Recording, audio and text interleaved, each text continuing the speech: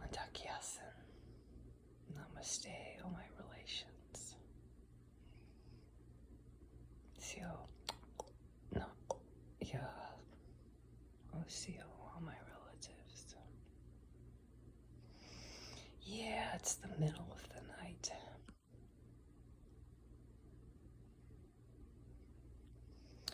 Here in Yuma, Arizona. My beautiful little studio apartment.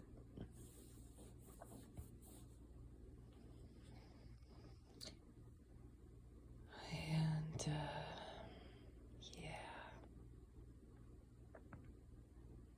Well, trust me, I'm full of gratitude.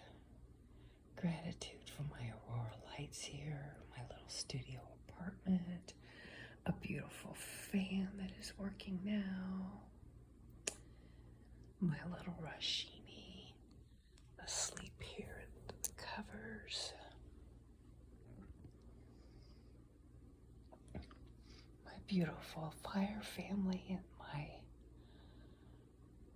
wrap them in blanket love, the water blanket there from the Wrap Them in Love.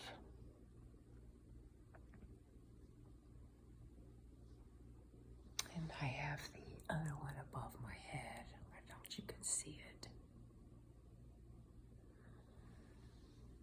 Anyway.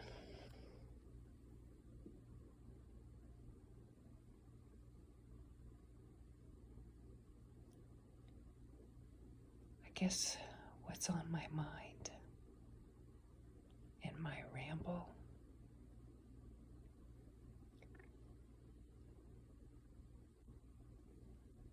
is for someone who's been traveling since 2011.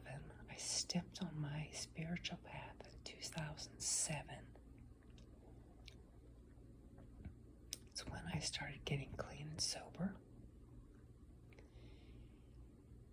And by 2009, I was off of all medication. Science of Mind prayer practitioner. That was my form of AA, along with my native practices that I was learning.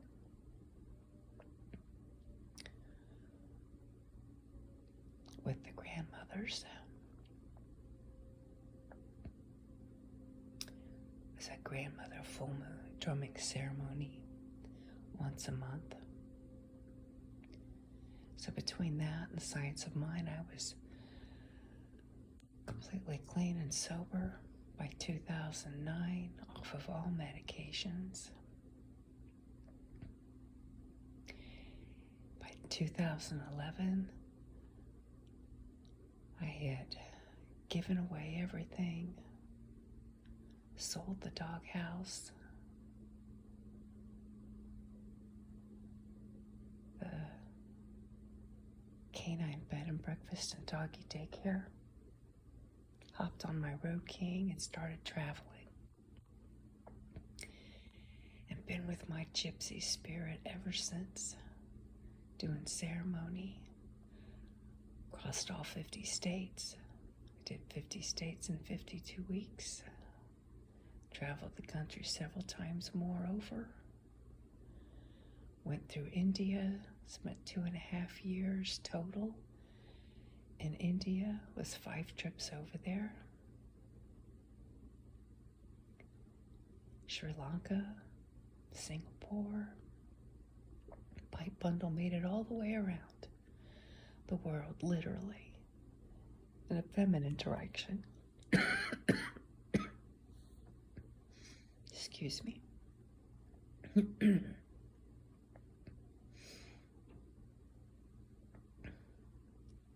The longest at that point in time that I had stayed in any one place was 6 months.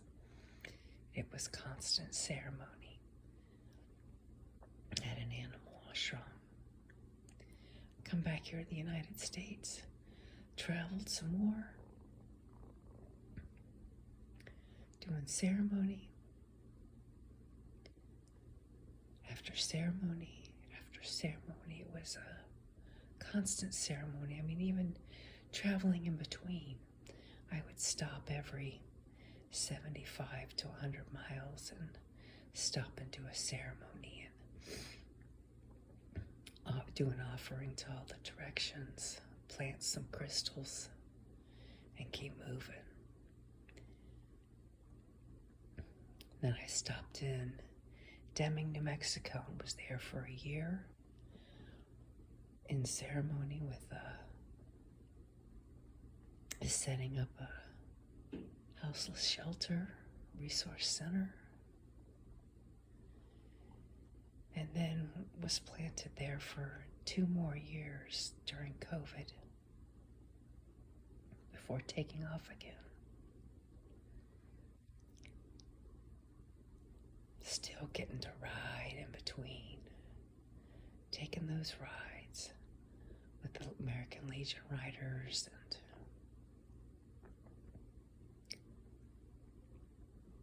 took off again. Did a border trip, planting crystals around the border of the United States.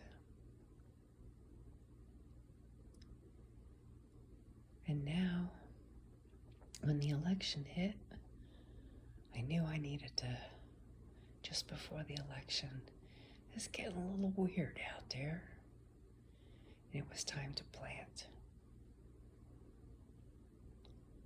And I've come here to Yuma, Arizona.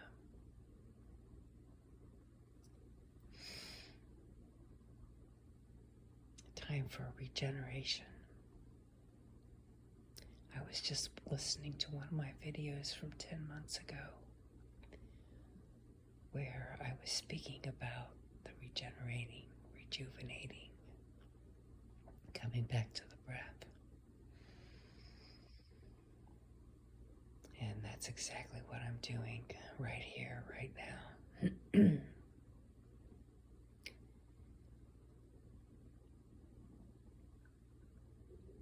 But I must say, knowing that I'm here for a year, there's the excitement in it. Oh, don't get me wrong, there's excitement in it.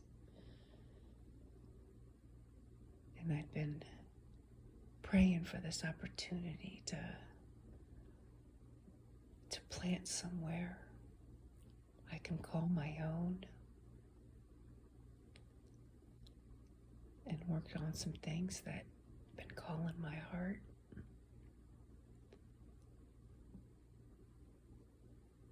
Even put Raven up for sale.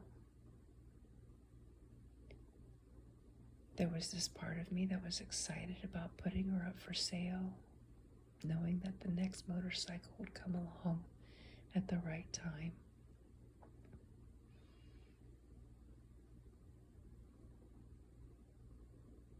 My next iron pony. But wow, when the gentleman came to see her, just this past Friday,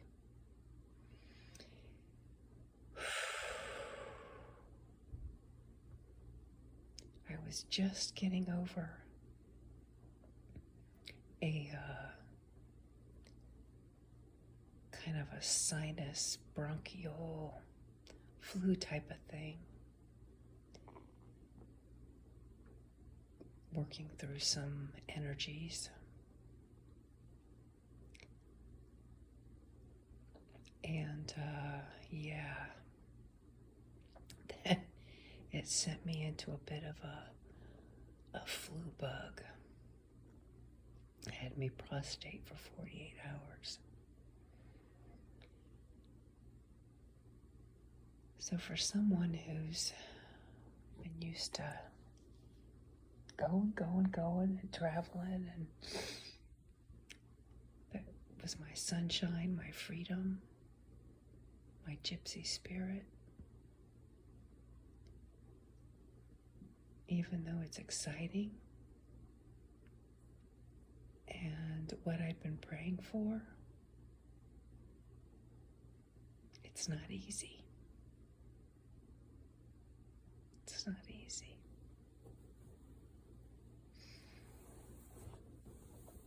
I get this opportunity to really rest, and I've been doing this resting, and get started on a schedule, and then something happens, and resting. Get started on a schedule and resting. I feel like jello. My body feels like jello.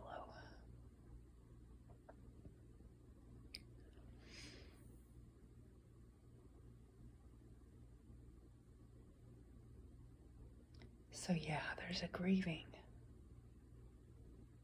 a sadness.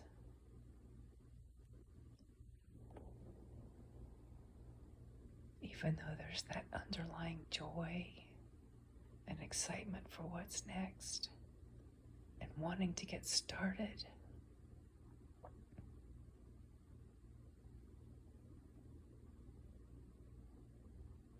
It's being content and grateful.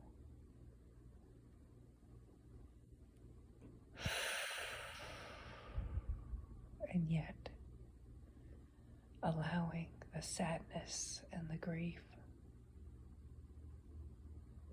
of letting go of what was and being with what is. And I think that has a lot to do also with what's going on here in the United States. This excitement of what's yet to come, this unity that's coming together with the people and fighting for what we know is true and right and real and loving and kind. What freedom really means for all of us. And that includes all the animals. And yet there's this sadness and grieving of what was and what's fighting to stay alive and we know is dying, which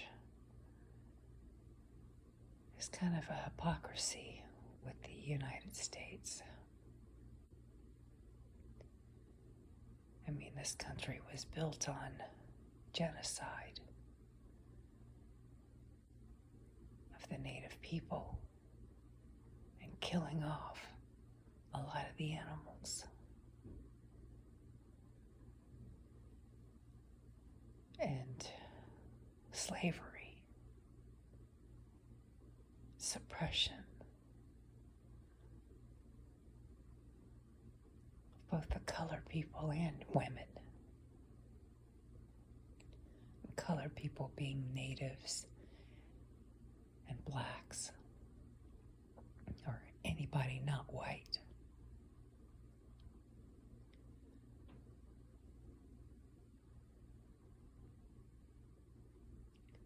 So we fought all these years to claim our sovereignty, to claim freedom for all.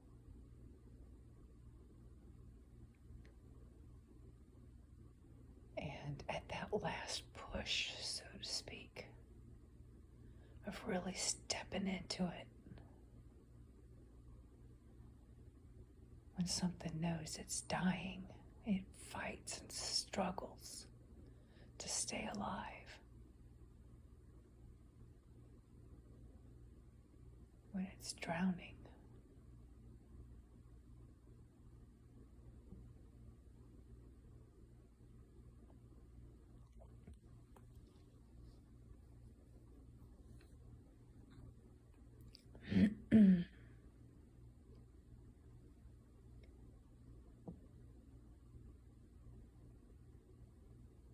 I'm not saying I'm drowning, personally. Although, I will say, this past week with my little explosive moments of snot and coughing, and then all of a sudden that would clear. Then the next eruption, as I was clearing truths, or clearing beliefs into the truth. It's kind of what it felt like.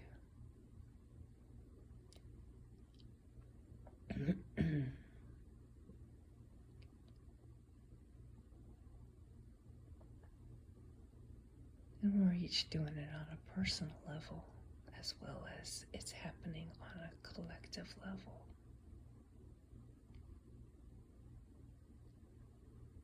So I guess that's what I wanted to share tonight.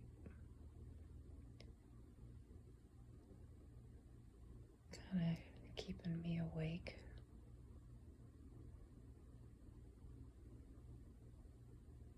Of course, after 48 hours of nothing but rest and sleep, I had no choice. It's just I couldn't do anything else. I guess I get a night of being awake and just being with myself and wanting to share a little bit about what I've been going through and what I've been seeing and feeling and knowing and for myself and how it relates with the collective. But this letting go of one life and stepping into another, knowing, having faith that without a doubt the two worlds come together greater than we can possibly imagine. We keep doing the work, keep putting one step forward. Sometimes it feels like one step forward, 2 steps back. 2.5 steps forward, 2 steps back. 2.5 steps forward, 2 steps back. You could even say 3 steps forward, 2 back. Whatever that may look like for you or feel like. But it is progress. And I guess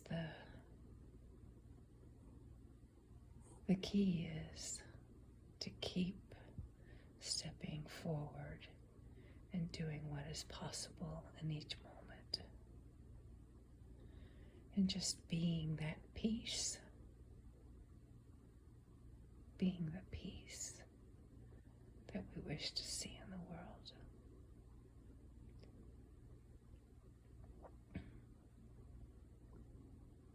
I know we speak about love. Love is all there is. Well, love comes in many forms. But underneath that love, no matter what that love looks like, there's peace. Peace with what is. And so peace is really all there is. Find the peace in whatever the love may look like. Find the peace in whatever the love may look like. Find the peace in whatever